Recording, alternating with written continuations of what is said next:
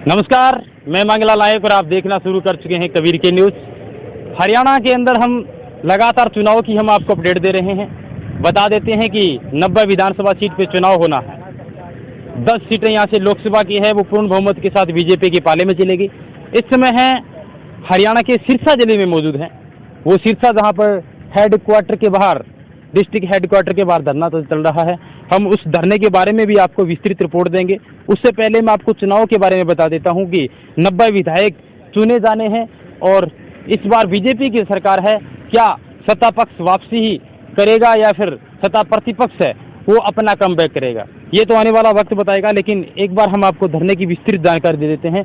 दिव्यांग माँ और बेटे को इंसाफ की पुकार, यानी कि एक दिव्यांग माँ है, उन पर कुछ एक लोगों ने मिलकर के, पुलिस के साथ मिलकर के एक ऐसा आरोप लगाया गया कि ये लोगों को ब्लैकमेल करने का काम करते हैं।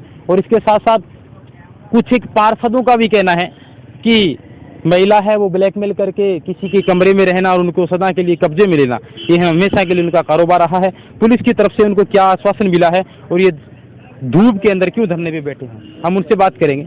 आपका शुभ नाम क्या है? इधर आइए, आगे आइए आप। मेरा नाम संदीप शर्मा है। मैं सिरसा हरियाणा कीर्ति नगर का निवासी हूँ जी। ये हमारा मामला है 23 अप्रैल 2018 का जी। एक मकान हमने गहने पे लिया हुआ था 3 लाख रुपए में। उसका पूरा एग्रीमेंट होता है 1 साल का, जबकि 4 महीने पहले 23 अप्रैल को 2018 में मकान मालिक कुछ गुंडों के साथ हमारे घर में जबरदस्ती घुसता है, हमारे साथ मारपीट करता है। मारपीट करने के बाद हमारा सामान गली में फेंका जाता है और पुलिस में हम जब जाते हैं तो पुलिस कोई कार्रवाई नहीं करती।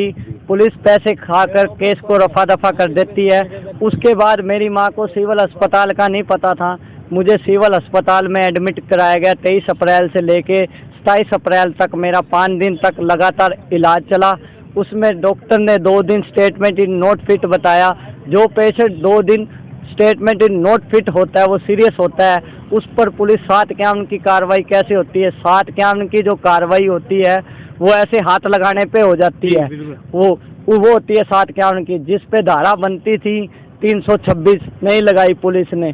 लगातार ये हमारा मामला चलता रहा। तो इसके बाद मैंने PM विंडो को लगाई शिकायत। राष्ट्रपति से लेके सभी अधिकारी जितने भी है, चाहे वो महिला आयोग है, चाहे वो मानव आयोग है, चाहे वो दिव्यांग आयोग है, उनको मैंने शिकायत पत्र लिखा। और उसमें शिकायत पत्र में कीर्तिनगर चौकी में हमारी जांच आई। कीर्तिनगर चौकी में इस दौरान राजेश कुमार SI आया, नया चौकी इंचार्ज था।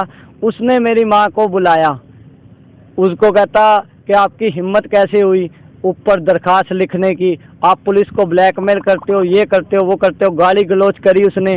उसकी मैंने पूरी वीडियो बनाई। 9 अगस्त 2018 को शिवरात्रि वाले दिन हमारे को बुलाया गया। सुबह 11:30 हम कीर्तिनगर चौकी में पहुंच गए। जैसे ही हम पहुंचे तो 15 से 20 दरखास्तें वो चौकी इंचार्ज पहले से पढ़ रहा था। हमें देख के वो आग बबूला हो गया। ना ही उनके पास कोई लेडीज स्टाफ था। मैं ये पूछना चाहता हूँ, जो कानून में संविधान बना है उससे ऊपर होके चलती है सिरसा पुलिस। कानून में संविधान बना हुआ है, जब कोई शिकायत करता है व्यक्ति तो उस व्यक्ति को ही बिठाया जा सकता है उस पुलिस कार्यालय में, ना कि उनके घर वालों को बिठाया जा सकता है। ब्लैकमेल का आरोप आप पे किसने लगाया और पुलिस ने क्या क्या कार्रवाई की, मैं जानना चाह रहा हूँ। ब्लैकमेल के आरोप है। इसमें 5 पार्षद हैं, नगर पार्षद हैं। किस पार्टी के पार्षद है? ये है, एक पार्षद तो है जिसमें कांग्रेस का 19 नंबर वार्ड की है नीतू सोनी जी। 2 पार्षद हैं इसमें बीजेपी के, 12 नंबर से है नारायण पाल जी और 13 नंबर से है कुशल्या देवी जी। और उसके बाद एक इनेलो का पार्षद है इसमें, 9 नंबर का सुनील सारन। और उसके बाद एक कांडा हरियाणा लोकहित पार्टी का भी पार्षद है। सभी पार्टी के लोग उसमें मिले जुले हैं और आपके खिलाफ ये प्रकरण किया है। हाँ, पुलिस ने मिलजुल के हमारे को फंसाने का पूरा कार्य किया है। ये तो मैं समझदार था, मैंने इसमें एक RTI लगाई, उसमें मैंने अपना सारा रिकॉर्ड निकलवाया। तो मेरा रिकॉर्ड आप सामने दे सकते हो, बिल्कुल 0 पाया गया। मैं उस RTI में ये पूछा भाई मेरी माँ पे आज तक कितने थानों में FIR दर्ज है। 2013 से लेके 2018 तक 10वें महीने तक हमारे पे कितनी कुल FIR दर्ज है, कितनी चौकियों में FIR दर्ज है, कौन कौन से थानों में हमारे को अरेस्ट किया गया, कौन कौन सी कोर्ट में हमारे को पेश किया गया। कोई बड़े राजनेता के पास आप गए जिससे कि आपको एक आशा और उम्मीद हो कि हमें न्याय मिले? राजनेता सब मिले हुए हैं जिसमें कोई किसी का साथ नहीं देता। ये सब वोट मांगते हैं, वोट मांगने आ जाते हैं, इसके बाद इनको कोई काम आप नहीं क्या होता। मैसेज देना चाहेंगे? आपको बहुत सारे लोग ये मैसेज देना चाहते हैं, ये पार्षद कौन होते हैं किसी की माँ के बारे में ब्लैकमेल जैसे लिखने वाले, इनको हम चुनाव में वोट डाल के चुनते हैं और ये हमारी माँ बहन के बारे में ऐसे शब्द लिखते हैं। क्या इन पार्षदों पे कार्रवाई होनी नहीं चाहिए? 1.5 साल से हम भटक रहे हैं न्याय के लिए। कितने दिनों से धरना चल रहा है? ये धरना आज हमारा 16वां दिन है, 4 सितंबर से लगा हुआ है ये धरना जी। ये धरना एडीसी के द्वारा लगाया गया है।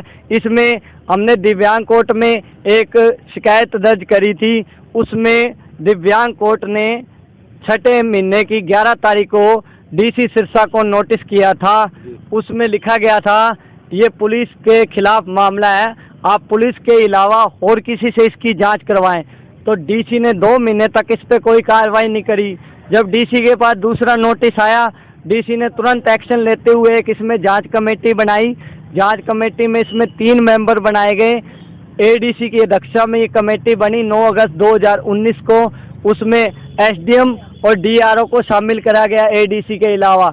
लेकिन एडीसी ने अपनी कुर्सी का रुतबा दिखाते हुए 26 तारीख को अपनी पीए उषा से हमें फ़ोन करवाती है, ना ही लेटर डालती। जब हम दिव्यांग कोर्ट में लेटर लिखा, पहली बार तो हमारे घर लेटर आना चाहिए था, भाई आपकी ये तारीख है।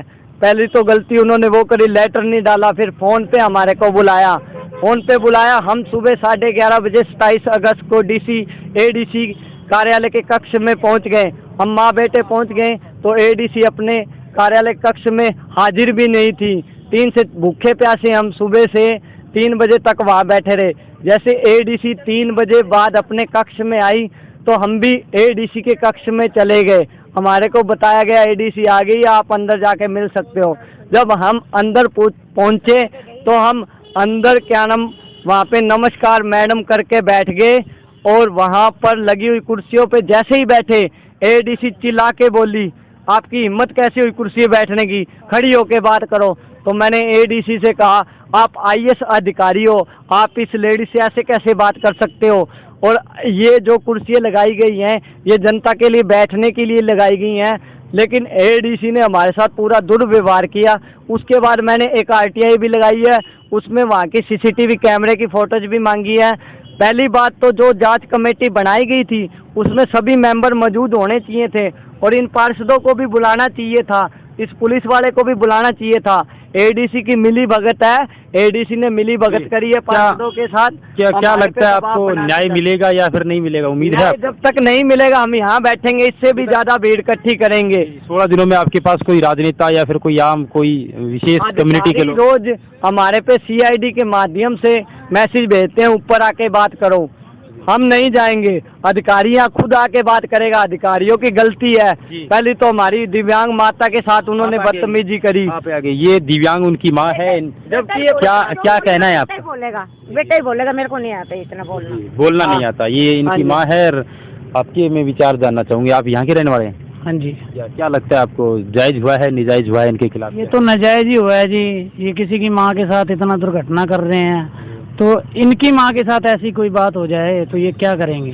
क्या पैसा के क्या काम करते हो? पैसे कैसे कमाते? अखबार बांटने का काम करता हूँ, ओकरा काम करता हूँ। पिछले 10 साल से इन सरकारी दफ्तरों में सभी में मैं न्यूज़पेपर डालता हूँ, सुबह शाम जितने भी न्यूज़पेपर आते हैं। खुद ने वो प्लॉट लिया 3 लाख रुपए का?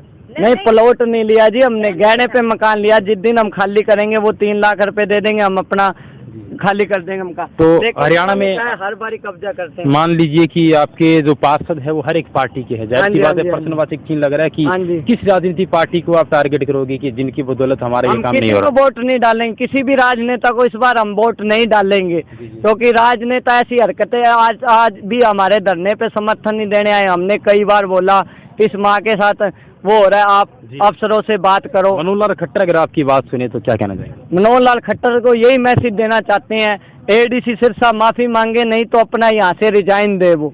और इन पार्षदों पे एफआईआर दर्ज होनी चाहिए हमारी, और ये पुलिस वाला टर्मिनेट होना चाहिए जिसने हमारी माँ के सरेआम वहाँ बंदी बना के रखा है। एक दिव्यांगों के लिए कानून मनोहर लाल खट्टर ने बनाया है। विकलांगों से दिव्यांग नाम तो मोदी सरकार ने हमें जरूर दे दिया, लेकिन जो दिव्यांगों के लिए कानून बनाया है उसकी कोई वो नहीं है, देख रेख नहीं है, दिव्यांगों की इज्जत नहीं है बिल्कुल भी। हरियाणा के अंदर आए दिन दिव्यांगों के साथ अत्याचार होता है। बिल्कुल, क्या लगता है आपको इस बार विधानसभा चुनाव में दिव्यांग कौन सी पार्टी ज्यादा वोट ले इस बार क्या हम अपने दिव्यांग साथी खड़े करेंगे, हर सीटों पर अपने दिव्यांग साथियों को चुनाव लड़ाएंगे, आपका हम उनका साथ देंगे। मैं संदीप शर्मा सिरसा कीर्ति नगर से हैं। इनका स्पष्ट कहना है कि इस बार विधानसभा का जो चुनाव है उसमें थोड़ा सा अलग सा रूप दिखाई देगा, हम किसी को वोट नहीं डालेंगे। उनकी माँ जो दिव्यांग बताई जा रही है, तमाम आरटीआई सूचना के अधिकार के अंतर्गत ये सब सूचना लगाई गई है, उसमें यहाँ पर पार्षदों का नाम भी लिखा गया है और जो पुलिस जिस ऑफिस का नाम ये ले रहे हैं वो जांच अधिकारी है, ये इनकी कहीं मदद भी नहीं कर रहे हैं। और कोई भी राजनीति पार्टी के जो लोग हैं अभी तक इनके धरने पे नहीं आए हैं। कहा जा रहा है कि 16 दिनों से अभी तक सीआईडी के माध्यम से मैसेज मिल रहा है कि आप ऊपर आकर के बात करिएगा, लेकिन ये अभी तक संतुष्ट नहीं है और मांग इनकी यही है कि यहाँ का जो जांच अधिकारी है वो आकर के माफी मांगे। कैमरामैन विजू के साथ मंगला नायक, सिरसा।